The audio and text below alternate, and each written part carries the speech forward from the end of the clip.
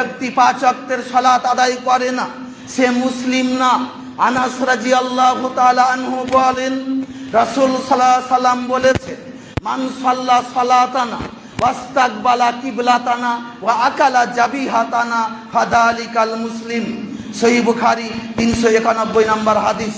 যে ব্যক্তি আমাদের মতো করে সালাত আদায় করে এবং আমাদের জবাহ করা পশু খায় এবং আমাদের কেবলাকে কেবলা মনে করে, ফাদালিকাল মুসলিম, এরাই তো হচ্ছে মুসলিম। তাহলে আমাদের মতো করে সালাত আদায় করতে রাসূল কাদেরকে বুঝিয়েছেন?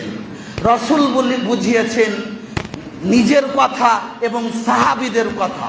কোন সাহাবী কি শুধু সপ্তাহে জুমার সালাত আদায় করত? আপনি দেখাতে পারবেন? আপনি কিভাবে নিজেকে মুসলিম দাবি করেন?